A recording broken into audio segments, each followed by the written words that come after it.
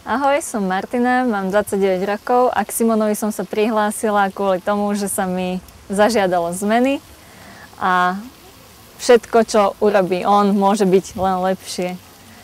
Nemám žiadne obmedzenia alebo žiadne špeciálne požiadavky, nechávam mu voľnú ruku a dúfam, že to dobre dopadne. Martinka pracuje na manažerskej pozícii, dosť často cestuje do zahraničia a tak ďalej, to znamená, potrebovala taký nejaký trochu konzervatívnejší účes. Jej vlasy sú kvalitatívne výborné. Ten účes, ktorý som zvolil, som vlastne nezvolil, lebo si ho vybrala sama, takže akorát som si ja vymyslel tú farbu, ktorá je tmavo-fialová, s tým, že do ofiny som dal trošku melíru svetlého.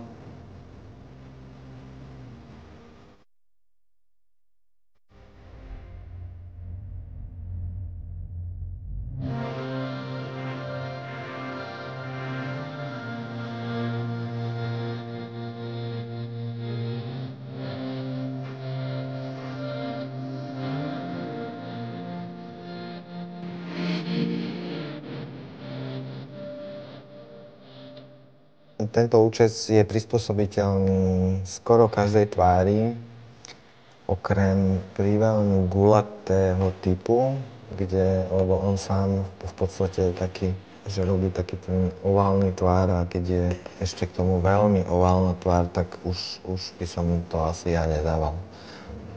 Je veľmi praktický, naozaj, či už pre jemné vlasy, alebo aj pre proste trošku hustejšie, akože dobrý účes, kvalitný.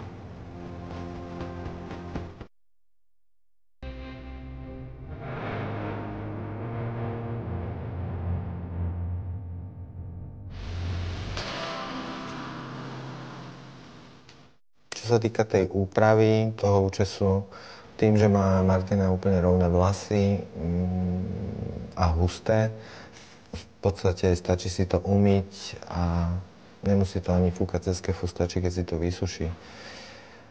Ak to chce mať také nejaké dokonalé hladké, môže si to prežehliť, ofinu si môže prežehliť. Pokiaľ to chce mať obrovské, tak cez gulatú kefu si to vyfúka a budeme mať proste obrovský účes.